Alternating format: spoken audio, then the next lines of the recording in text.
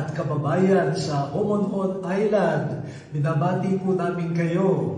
Alam namin na malaki ang papel ng Homonhon sa kasaysayan ng bansa. Kayo ang unang napuntahan ng mga umikot sa buong daigdig. At ang Pilipinas ay nabuksan sa kanilang mga mata sa pamamagitan ninyo. Kaya patuloy po namin kayong pinapadalangin. Kamusta po sa ating obispo, kay Bishop Barquez, at sa ating pong kaparian, mga madre, at ang mga lay people po.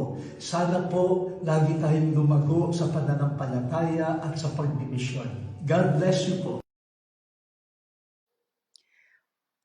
On this very day, 500 years ago, Ferdinand Magellan's expedition landed on the island of Homonhon. It was a historic moment that would ultimately result in 500 years of Christianity. Magellan was a Portuguese explorer who offered his services to Spain to achieve the first circumnavigation of the world. Spain granted him an expedition and he left Seville for this historic journey in 1519. Magellan's expedition, in fact, had 5 ships: the Trinidad, commanded by Magellan himself, the San Antonio, Victoria, Concepcion, and the Santiago. He was accompanied by Antonio Pigafetta, an Italian chronicler whom some say was sent by Pope Leo X to ensure that the explorations in fact resulted in evangelization. He was also accompanied by a priest, Father Pedro Valderrama. As we celebrate 500 years of Christianity, we will be going back to the first Easter Sunday Mass in the Philippines, held on March 31 in Limasawa, and the first baptism held on April 14 in Cebu. But before Magellan reached Limasawa, his expedition first landed in Homonhon. There, our ancestors had their first encounter with the Christian faith.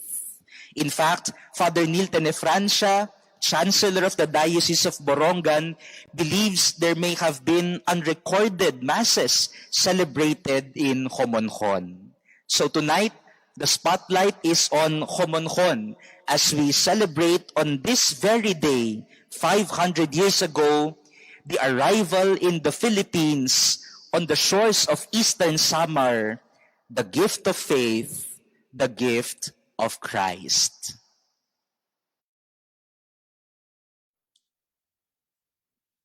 Welcome everyone to Dominus Est. For those of you who are joining us tonight for the first time, Dominus Est is a good news, good vibes website that was launched in 2019 by Cardinal Tagle when he was the Archbishop of Manila. And we are an online community of faith.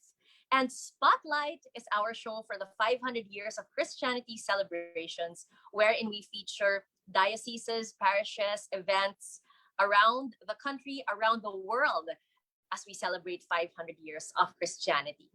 And today is a very special day, as this very day, 500 years ago, was when Magellan first landed in the Philippines, in the island of Homonhon.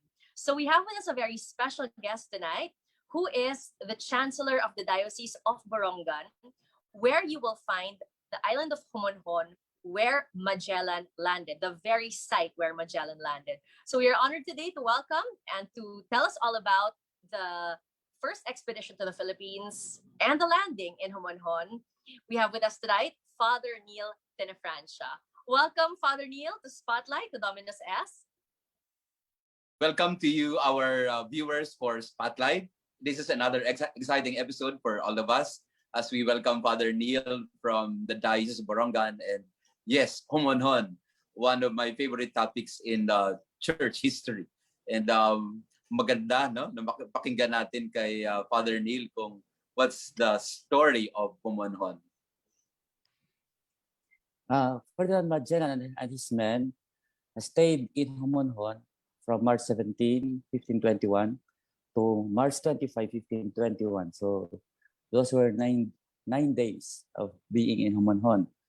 Father Neil, I didn't know that Magellan and his expedition and the crew were there pala in Homonhon for 9 entire days. So sometimes po in history, they say na they sighted Homonhon on March 16 and then landed on March 17. Could you enlighten us po on the story of his arrival? They arrived on Saturday, March 16, near Suluan. It is an island or across Homonhon. Because the island was habited, or he found supply that they need in the long journey that they are going. They just stayed or anchored their ships near the island. And it was only on the next day, Sunday, the Sunday before Palm Sunday, that they landed in Homonhon. So that's why there is sometimes the confusion that they landed on March 16, when in fact they landed on March 17. So on this very day po, 500 years ago, naglanding po si Magellan here in the Philippines. Historically, we think that maybe the landing in Homonhon was just for one day, but apparently you have studied and it reflects that the team of Magellan was there for 9 whole days. Could you tell us about those 9 days that Magellan and his crew and Father Valderrama were in Homonhon? Magellan landed on March 17, a Sunday, and they stayed there until March 25, a Monday. So within those 9 days that they stayed in Homonhon, there were big liturgical feasts of the church that demands or necessitate liturgical celebrations. First, March 17, you can see it in the PowerPoint that I sent you. March 17 was the Sunday before Palm Sunday, also called San Lazaro Sunday, Domingo de Lazaro. March 19, the feast of Saint Joseph. March 24, the celebration of Palm Sunday. And March 25, the feast of the Annunciation, which I believe it is reasonable for the priest was the companion of Magellan, Father Pedro Valderrama, to celebrate the sacraments on those big feasts. What is impractical, it is not, or illogical, is for the priest to do nothing and just do nothing and not celebrate those big feasts with big feast days of the church. But I understand, Father, that at the time, they didn't name it Filipinas yet. It was another name. Could you enlighten us on that po? Because they landed on the Sunday before the Palm Sunday, and that Sunday was called Domingo de San Lazaro, where the gospel about the raising of Lazarus was read. They named the islands, nearby islands, as the archipelago of San Lazaro. On that day, on this very day, 500 years ago, the archipelago of San Lazaro. And see, it was named San Lazaro because it was the feast day of Saint Lazarus po. In the Latin liturgical calendar, the Sunday before Palm Sunday was called the Domingo de San Lazaro, because the gospel was all about the raising of Lazarus. But it was also celebrated. There was a fixed date for the Eastern churches, for the Orthodox and the Byzantine Catholics. They have a fixed date for the Feast of San Lazarus, which incidentally was also March 17. It was a fixed date. Aside from the movable day called Feast of San Lazaro, which is the Sunday before Palm Sunday. And in 1521, that was March 17. not a lot of people know that the first name of the Philippines was Saint Lazarus. So it was named Saint Lazarus then. Yeah.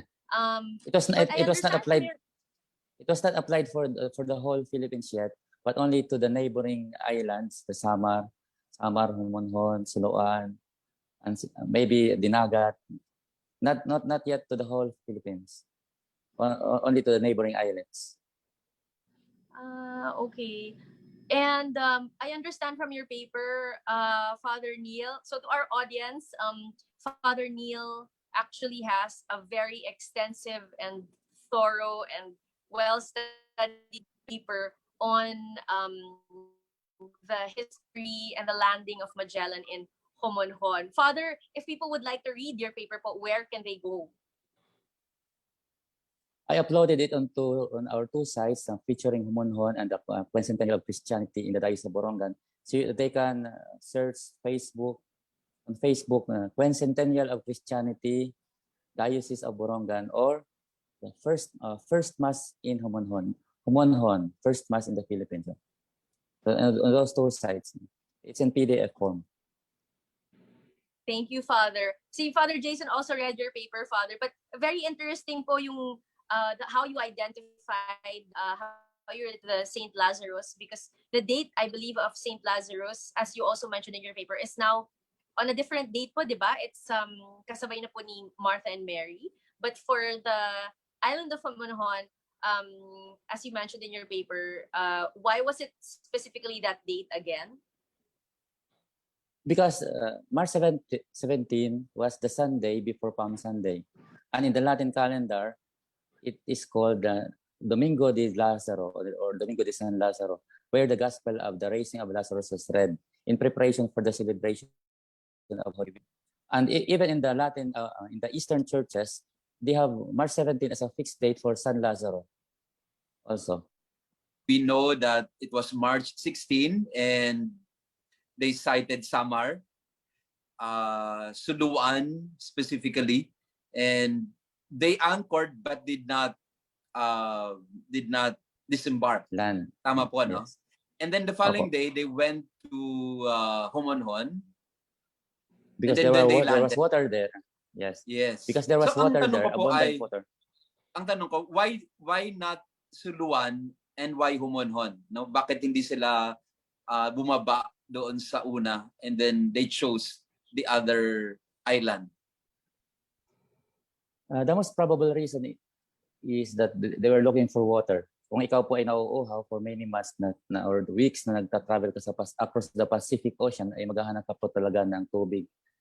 At nakita nila yung fresh water dahil po maraming waterfalls doon sa Homonhon Island. So because of the water, abundant water, and they found some bits of gold, they named the island a watering place of good signs, which you cannot find in Suluan. In Suluan. Was it inhabited? Was Homonhon inhabited during that time? Homonhon was not inhabited because they believed, the early Samaritans believed that it was the abode of the god called Makapatag. So it was also called Isla Encantada. Only Suluan was inhabited. That's why the next day, March 18, the natives of Suluan visited them, and it was the first ever contact between the Europeans and the Filipinos. So Homonhon Island is a land of firsts. First contact between the Asians and the Europeans. I did not see any hostility on the part of the people of Suluan and also on the part of Magellan. So was that the case at the time? Many people, yeah, because their bodies were full of tattoo and they were wearing the traditional pintados costume attire. And one thing that is very very interesting in this encounter is that even if the Suluanons, the people of Suluan were not yet Christians, their first reaction to the men of Magellan who were thirsty, dying, hungry, they gave food and water, and they cared for the sick men of Magellan. And they even said that we will come back again, bring more food, and we will help you. So it was an encounter of compassion. The very first interaction was not hostility, unlike Mactan, but friendship and humanity. Kaya nga, I wanted to highlight that because that's basically who Filipinos are, what we are. We are basically hospitable people ever since, no? And we were exposed to so many, let's say, other cultures, but we are able to deal with them in friendship, in hospitality. And imagine, no, I'm just reflecting, Father, with you, Father Neil, na the Filipinos then, the Suluanons basically, they were very welcoming and hospitable people. They were kind people, very generous people. And I think that's what we need to highlight nowadays, no? That this is who we are. Our main character as a people is basically that, no? We are kind and generous people. Even with let's say strangers. Tama po ba, Father? Can we describe that encounter as they were strangers, but they were compassionate, especially to the soldiers. They did not see the soldiers as kalaban or kaaway. They saw them as people in need, no?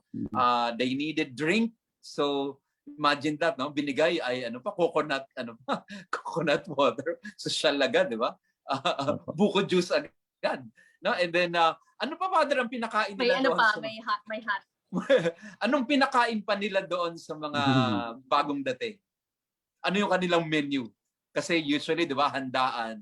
Pag hinahandaan mo yung isang stranger, what did they give? What did they prepare for them?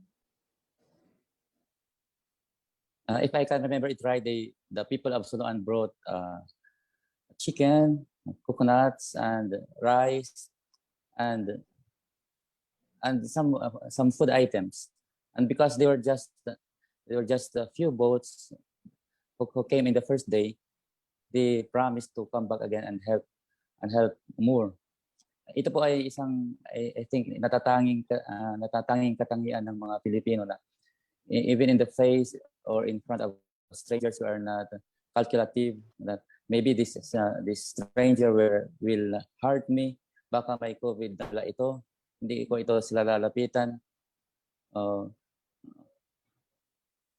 The moment they saw that the men of Magellan were dying and sick and hungry, yung natural reaction nila ay tumulong.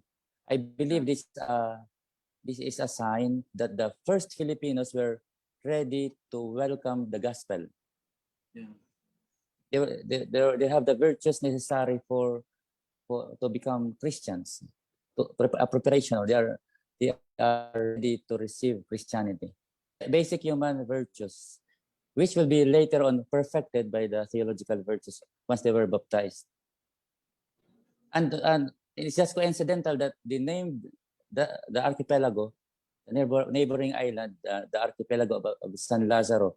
We know who San Lazaro is, the friend of Jesus. Even if there are no records or historical records that would say they had a mass, it's a very great possibility, or there is a possibility that they had mass at that Sunday.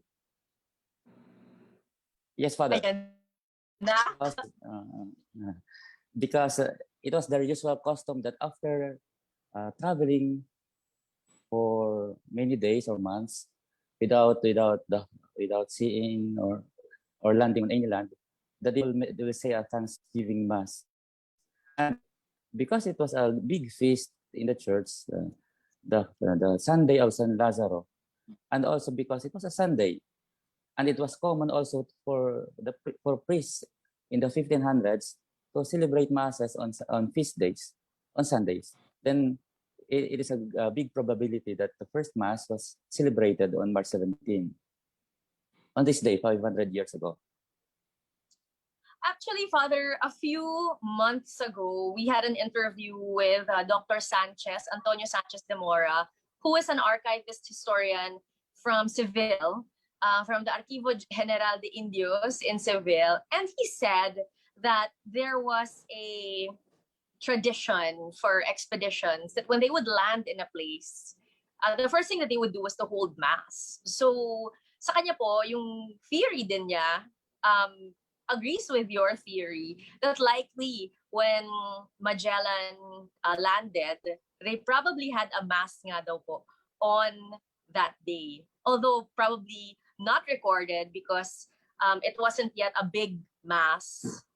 It wasn't like an Easter mass or a fiesta mass. But he said that likely meron nga daw pong mass. Naalala niyo po, Father Jason, di ba? Yeah, yeah. Oo. Pero parang may isang sinasabi siya doon na they could have said mass sa kanilang ship, no? Sa kanilang mga bangka or what is that possibility, Father, na doon lang sila sa bangka nila nagmass, not really when they landed? While the saying of masses was not absolutely forbidden on ships, it was there was a caution in the old canon law against saying masses on ships, on board ships, because the consecrated wine will be spilled, will spill over because of the waves. And during the time of Magellan, on Mars, it was a time of amihan.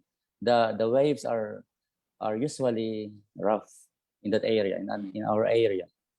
So there, and I see no practical advantage for Father Valderrama to say mass on board the ships, while all the rest of the men in the galleons were already on land. Yeah, yeah. Doesn't make sense, no, Father?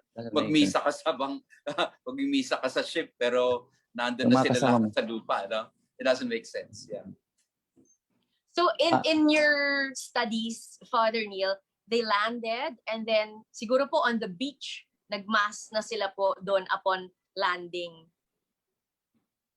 Opo, after bringing out the sick crew of the ships, perhaps or most probably, Magellan ordered Father Valderrama to say masses. And in the 9 days that they were on the island, I think they celebrated the liturgy not only once, because when you plot the 9 days of Magellan in Homonhon against the liturgical calendar of the church at that time, there were big feasts within those 9 days. Mm-hmm. Mm-hmm. Siguro po we can go through those days. Let's recall, since it's such a big day and it's our 500-year celebration, let's recall what happened po on each day from that day. So March 16, they sighted Homonhon. March 17, and they anchored overnight near Suluan without landing on Suluan. And on the next day, March 17, the Sunday before Passion Sunday or Palm Sunday, the Sunday before Palm Sunday, also called the Domingo de Lazaro, they landed on Homonhon Island. And then on March 19, it was the feast of Saint Joseph, the husband of Mary, which Pope Sixtus IV added to the Roman calendar during his reign from 1471 to 1484. So the solemnity, the feast of Saint Joseph, was already being celebrated during the 1400s, the late 1400s. And because Magellan landed, with all probability, it was a big feast at that time. So you think, Father Neil, Yes, they might Father. have also had a mass for the Feast of Saint Joseph on that day somehow, in any way? Perhaps. yeah, because the fact that the 15th in 1621 made this feast a feast day of obligation for all Catholics, because this feast became very popular in Spain. Yeah. So most probably because the feast of Saint Joseph was already in the Roman calendar during the reign of Pope Sixtus of the 1471 to 1484. So this feast may have been celebrated already by the men of Magellan in Homonhon. How timely March po. And this 19. year, we're celebrating the year of St. Joseph. So that's a great theory to reconcile. Imagine po if on March 19 in 1521, it would have been the first time to celebrate the death of St. Joseph in the Philippines. Wouldn't that be Yeah. amazing? 500 years ago. Yeah, Oh. yeah. Yes. That would be that's a great theory. I mean, kung nangyari po talaga yun, that would be an extra celebration for the Philippines as we celebrate our 500 years. So it was a big feast that that needs celebration, liturgical celebration. And also the next big feast was the first Palm Sunday in the Philippines, March 24. It was on March 24, the beginning of Holy Week. So, and I believe that no priest will not celebrate that mass or a liturgy on Unless Palm tinamat Sunday. si Father Valderrama. They were there already in Homonhon. And we Baka can say sisig, that it baka is the pagod. very first Palm, and it is the very first Palm Sunday celebration in the Philippines. Baka naghanap sila ng palm. May mga palm trees ba kayo sa Homonhon po? The island is full of coconuts. And they say that many historians say that what the natives of Suluan fed or made the men of Magellan drink were coconut water. So Yes, first time po nilang they were tumikim ng they were buko juice. refreshed. Buko juice. Yes. And also there was also a big feast. So another big feast in Homonhon, which they celebrated, and even Pigafetta was able to record it. March 25 was the Feast of the Annunciation. And on this day, Antonio Pigafetta, the chronicler, experienced a personal miracle from Our Lady. And I will quote the original words, which he played. After an afternoon of Holy Monday, the day of Our Lady, March 25, while we were on the point of weighing anchor, I went to the side of the ship to fish, and putting my feet upon a yard leading down into the storeroom, they slipped, for it was raining, and consequently I fell into the sea, so that no one saw me. When I was all but under, my left hand happened to catch hold of the cloak garnet of the mainsail, which was dangling in the water. I held on tightly and began to cry out so lustily that I was rescued by the small boat. I was aided, not I believe, indeed, through my merits, but through the mercy of that fount of charity, that is, of the Virgin Mary. Wow. So, Father, this is literally in the Pigafetta Chronicles? Yes po. It is, if you consider it, is the very first recorded Marian personal miracle. And it happened to Pigafetta. If he died there, no one will record the first Easter Sunday Mass in Limassol and onwards. Is it recognized for Father? It's the only a first recording Marian of what happened. Hindi po. But if you will read it through the eyes of faith, backwards, 500 years ago, we can say that even Pigafetta attributed it as a miracle from the Virgin Mary. Yeah. Well, why So before not? the first mass, before the first baptism, there was already a miracle lady. Imagine that, no? Right in the island of Homonhon. And ano yung Father? Before they left Homonhon, before they were the morning they left. On the morning before they left Homonhon. So they were leaving. Nahulog si Pigafetta. Opo. On the afternoon of Holy Monday. On the afternoon of Holy Monday, the day of Our Lady, March 25. It is there in his chronicle. Amazing. So, yun po yung first recorded experience with Mother Mary in the Philippine islands, in the Philippine archipelago. What I'm trying to drive at, Margot, Father, is imagine, Our Lady already made herself felt in the country, even before all these sacraments, all these celebrations. I think it's worth celebrating also. This account of Pigafetta.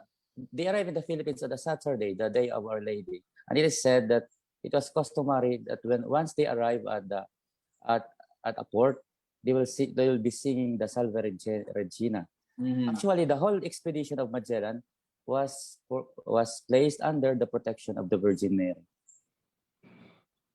They were in Homonhon, in the vicinity of Homonhon, on a Saturday, the day of Our Lady, and then departed also on the day of Our Lady, the feast of the Annunciation. Ang ganda po ng pag-aaral ni Father Neil ng mga dates, because you're really able to connect it to the Catholic feasts. Parang may significance po talaga every date of theirs. Father Jason, you have any follow-up? I just feel that this needs to be spread out, or even, diba, this needs to be known by all these accounts, little accounts, yung mga great feasts during their stay in Homonhon. Although historically perhaps they could be debated, but logically and liturgically, they could have happened 100%, without the historical artifacts to document them. But logically, you would think that they have said masses and celebrated sang Marian hymns during these times that they were in Homonhon. And I think this is worth celebrating. In my opinion, they need to be recalled, commemorated, celebrated, and should be part of the 500 YOC celebration. There is also another detail that must be mentioned. The very first funeral rites in the Philippines were held in Homonhon, because on March 16, Gutierrez, a cabin boy of the ship Trinidad, died, and also on March 21, Ochote, also a cabin boy of the ship Victoria, also died. So it is just practical and logical that the priest, Father Valderrama, will officiate to them the prayers of the dead for these dead persons, the dead crew of Magellan. So ang dami pa lang Someone died nangyari on March 16, another died on March 21. Yes po. So dami po palang nangyari. So Palm Sunday, Marian Feast, Feast of St. Joseph, first funeral rites, possibly the first Mass, albeit unrecorded. There's so many things that happened po in Homonhon, but after all, it was 9 days. Yes, if you view the 9 days of Magellan against the liturgical calendar being followed at that time by the priest, Father Valderrama, and also Ferdinand Magellan, because they were Catholics. So, Father, how many masses do you think actually happened in Homonhon? So apparently now, Father Jason, lumalabas, it wasn't just even one unrecorded mass. There may have even been more than one mass. I think it is safe to say that there must have been 4 masses, at least 4 masses, even though on Lent, during those times, the priest usually celebrates Mass every day, all the days of Lent. So every day during Lent, it was already the custom of the priest during the 1500s to celebrate Masses every day during Lent. So because they were in Homonhon for 9 days, it's Lenten season, so there must have been 9 Masses, aside from the Mass that was obliged by the big feast that they were celebrating, the 4 big feasts. So number 1, Mass upon landing. Number 2, March 19, Feast of St. Joseph. Number 3, the funeral masses for the 2 funeral crew blessings. members. Funeral blessings who passed away. Feast of Annunciation is the 4th. So at least 4 masses po. And Palm Sunday. Palm Sunday. So possibly maybe 5. 5. Possibly 5 masses po. Wow. Although it was already common or a custom of priests during the 1500s to say Mass every day during Lent. Father, could you tell us more about Father Valderrama? Father Valderrama was a chaplain. By being a chaplain, technically it means that he was his number one job description was not to preach, to evangelize people. He was just there to administer the sacraments and to lead into prayer the crew of Magellan. So we can say that he was a priest following the calendar of the Julian calendar still, not yet the Gregorian calendar, because the Gregorian calendar will be introduced 61 years later in 1582. And also we can say that the masses that Father Valderrama celebrated was following a particular rite, which we do not know yet. And because it happened before the uniform of the initiative of Pope Pius to make uniform the rites of the Latin Church in 1750. Wow, Father. So now knowing that there are so many events and happenings that happened there in the 9 days that Magellan's expedition was there in Homonhon, paano naman po there for the people of Borongan now, or for the people in the island of Homonhon? Nagka-countdown po yung yung mga tao, nag-countdown yung 100 starting 100 days before the big event. And also there is a diocesan mass on today, March 17th, headed or led by the Bishop of Borongan. And also during the week preceding this big event, there were many activities like the unveiling of historical markers in Suluan, in Giwan Church, and on the landing site of Magellan itself. And then also many history symposium or talks. Ambet Ocampo gave a talk this afternoon in Homonhon's Church, and it talked about the significance of the event. Also, many local historians talk about Homonhon, the historical value of Homonhon and Suluan, and the significance of the unique significance of this Giwan part in the circumnavigation of Magellan, which I believe should be made known to all. And the celebration in our diocese will last also even after for 1 year pa. 1 year pa po. Isang taon po namin i-celebrate yung jubilee ng arrival of Christianity po.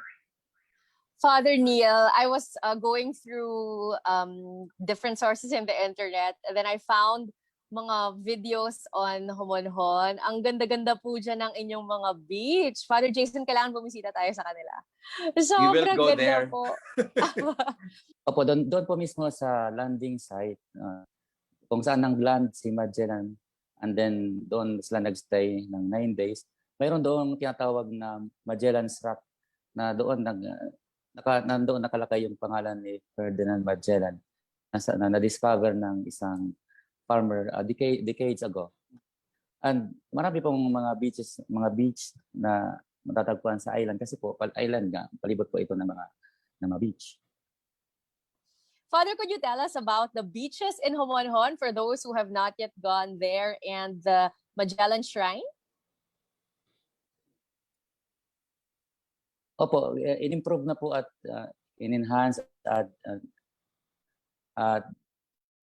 historical marker doon sa area na kung saan nag-land si Magellan, and it is situated on a beach, so maganda pong maligo doon. And then dahil ito po ay isang island, palibot po ito ng mga paliguan, and also the mainland in Giwan and Sulangan and Kalikuan, they are famous for their white beaches. Wow. Maraming tao po nagpupunta doon. Opo. So where and also the island of Suluan. Opo. Sorry po. Yes po. What also other po the island of Suluan. The island of Suluan, where Magellan first anchored before landing on Homonhon. There is another island which is also very, very beautiful. Yung Suluan Island. Wow. Kailangan mabisita po natin yan post-pandemic. We will go there. We should go there.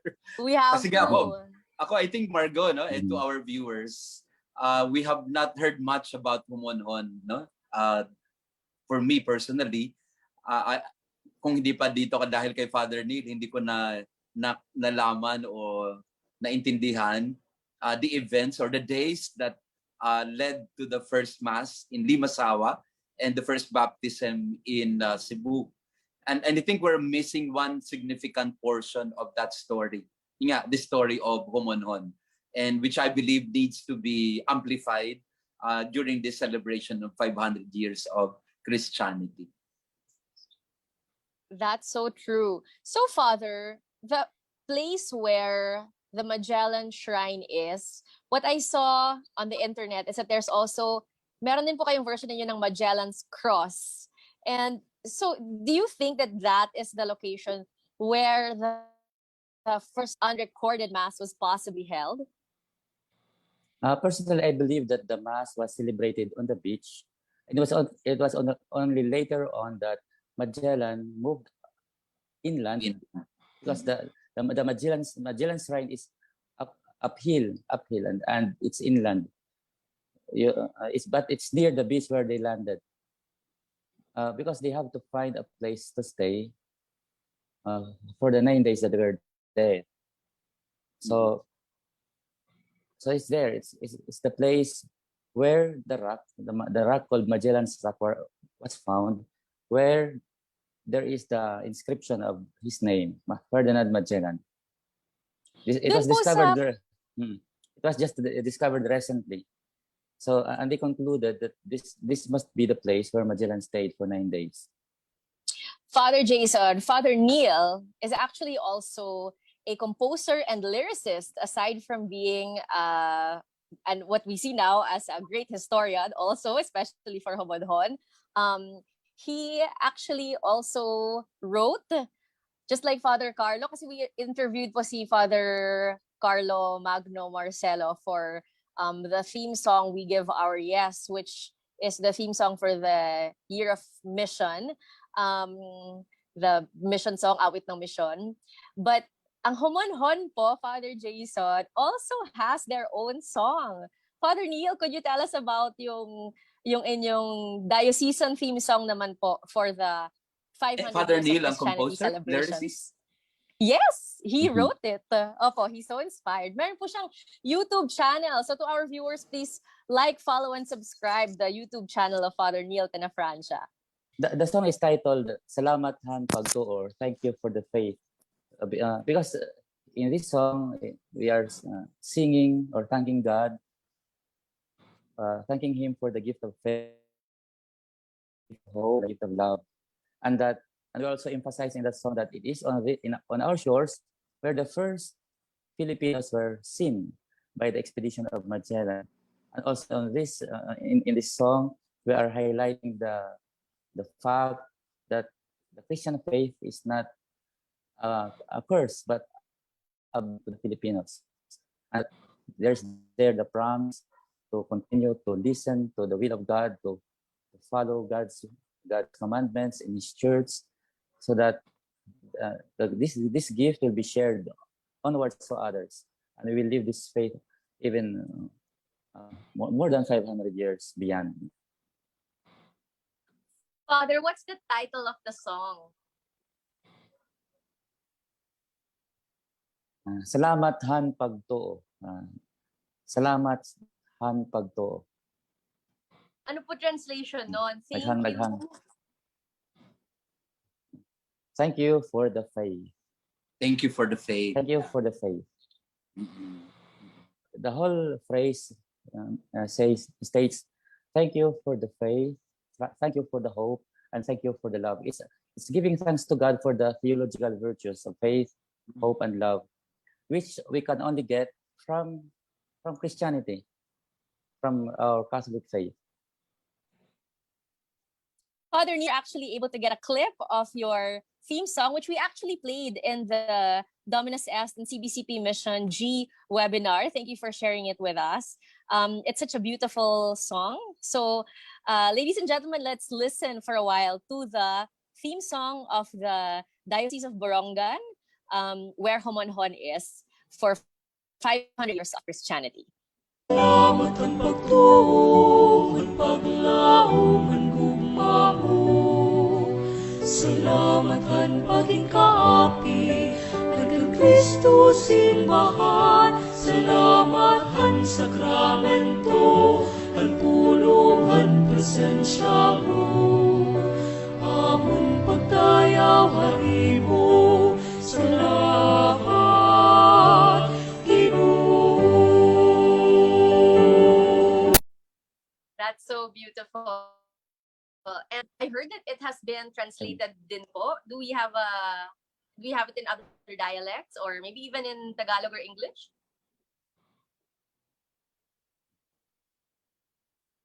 Only in Cebuano. I heard it being sung in Cebuano. In another, I think in Negros Oriental. But I only heard it once, being by a choir in Cebuano. It would be good to translate it also to Filipino or Tagalog and then English, no? So Margot, you're... And in Italian, para kay And Pigafetta. Italian. Para kay Pigafetta. I understand that you also have your own 500 Years of Christianity logo for your diocesan celebration. Yes, but we have our own logo, theme, and also theme song.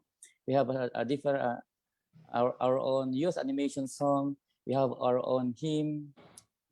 There are different songs for the said celebration. You can find them on YouTube on our Facebook pages. Father, we'll visit your page to see your logo, but just briefly for our audience, because for the Archdiocese of Manila, we also explained their the local logo that they launched. Could you tell us also about the logo for the Diocese of Borongan for the 500 Years of Christianity? At the first glance or one glance, the logo speaks about a journey because there's the galleon, the cross, and the silhouette of the island of Homonhon, which speaks about our journey of faith and the significance of Homonhon, of the Philippines. So it's all about also about the theme, the last words of Jesus to the disciples, docete omnes servare, docentes eius servare, docentes eius servare, teach them all to observe whatever I have commanded you. So that is our theme for the Jubilee. Okay. I'm just curious how big Homonhon is. Is it it's a very small island. Sorry, I've never been there po kasi. I think it's a medium-sized island because it will take one day or 2 days to go around the island, even by boat. So, paano po kami pupunta dyan? Do we fly? Is there a direct flight? Nagpaplano na eh. You can take a flight from Manila to Tacloban City, and there's a 3 hours or 4 hours van from Tacloban to Giwan, and then from Giwan to Homonhon, another 2 hours boat ride. Bangka or like a real... motorboat, big boat, lifting boat. And then are there... Nagpaplano dyan? Go! May resorts po ba dyan? Mayroon po. You can coordinate with me or with the priest who will be assigned in the priest will be assigned just in case you are interested in coming to our place. Father, there is a parish in Homonhon already. There is a parish now. Yes, it's a parish island, a parish of St. John the Baptist. Mm-hmm. Oh, that's interesting that it wasn't named after St. Lazarus or Feast of the Annunciation or but St. John the Baptist. Why was it named po Parish of St. John the Baptist? Maybe because of the abundant water there. Oh yeah. Surrounded by water, and then there is there are waterfalls there. Even if it's just an island, so because of the presence of water. Yeah. It sounds so picturesque. So, asahan niyo po, Father Neil, sa March 17, 2022, dyan po kami magsisimba. Yes. Po, di ba? We will. Dyan po ang magiging Holy Week Lenten retreat ng Dominus Est. You can also record your shows in Homonhon. Homonhon. It's a very good place. Oh, that would be wonderful. Okay, Father Jason, do you have more questions po? Father Neil, final question from me, and this what I would like to share also with our viewers here in Spotlight. Homonhon is part, let's say, part of the circumnavigation of the world, right? Of Magellan and Elcano. My question is, what is the significance of the Philippine part or Philippine leg in this, let's say, circumnavigation of the world? At least from your point of view as a historian and perhaps as a priest also. I believe this event, including Yolanda, we are also the first landfall of Yolanda. We believe that great things always come from the East.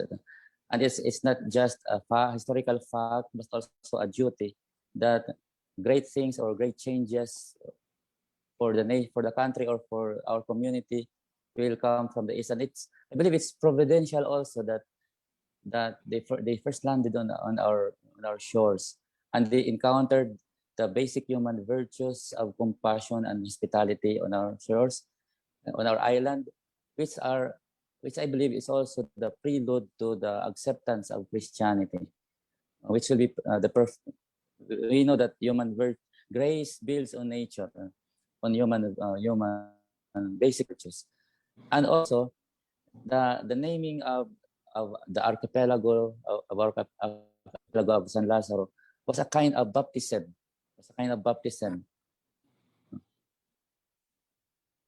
And the purported masses in Homonhon was a kind of exorcism, a prelude to the proclamation of the gospel. We can witness that in the rite of baptism. There's an exorcism part there before the water is poured into the forehead of the child. The masses in Homonhon, according to Father Alsina, who wrote his account some decades later, was equivalent to exorcisms because it was the abode of the pagan god Makapatag. It was a preparation for the proclamation of the gospel. So that is the significance. That is the significance of the Eastern Samar part or Homonhon part in the circumnavigation of the world by Magellan and Elcano.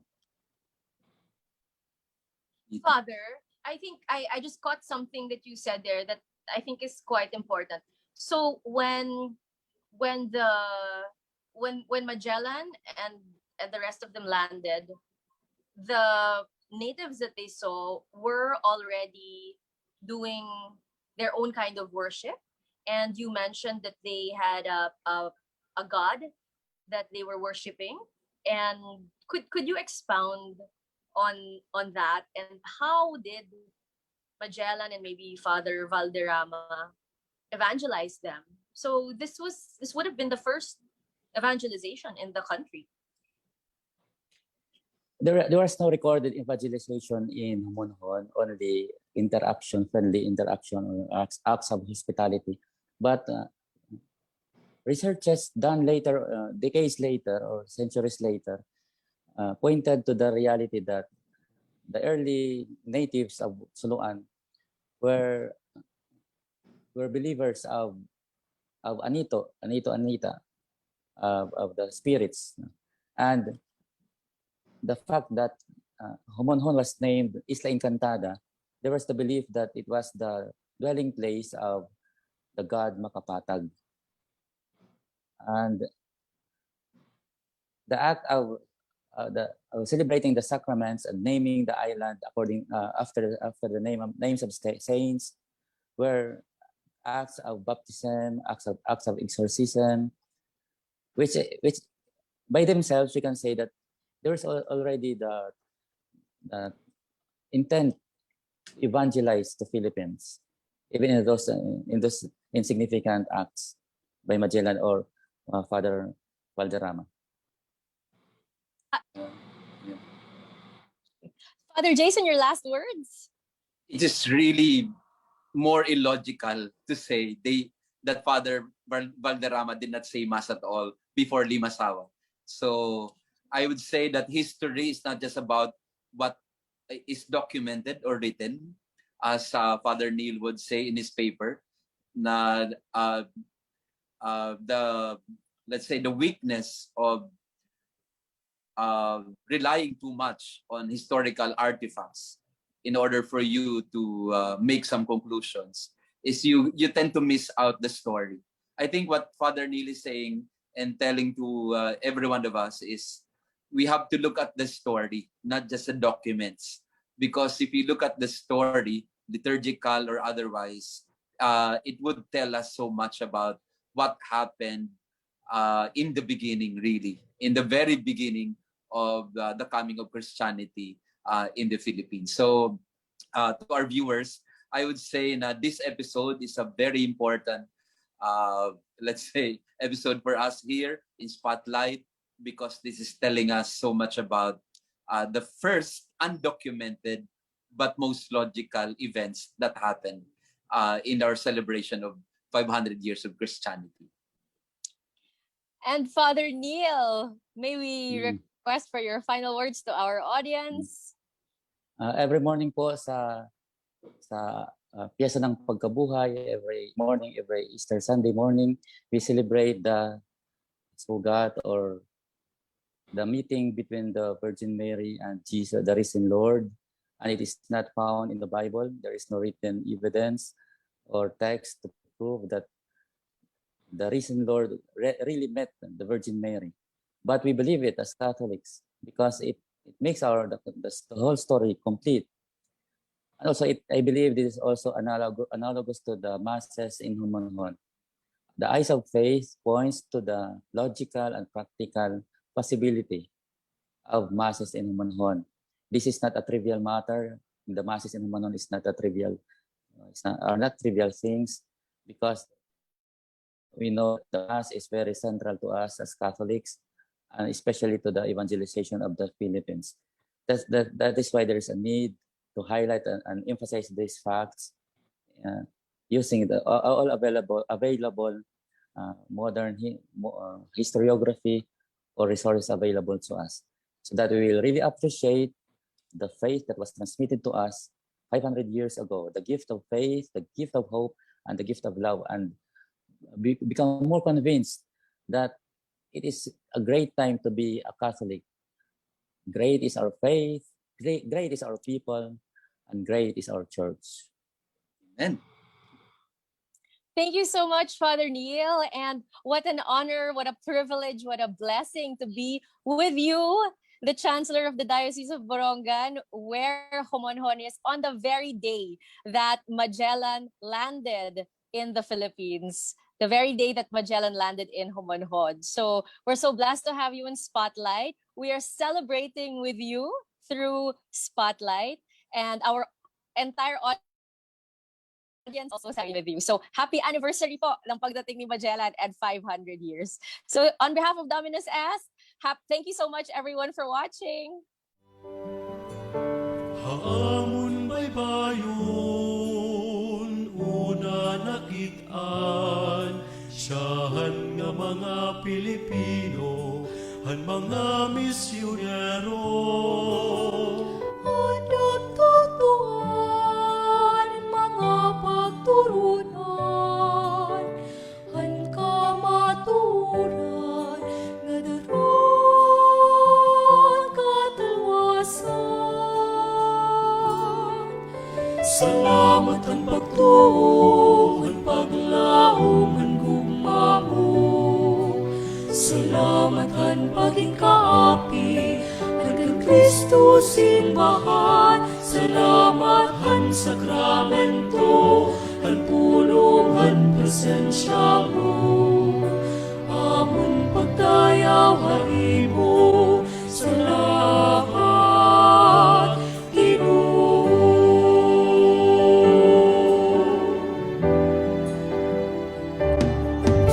Lima kagatos, katuig na naglabay,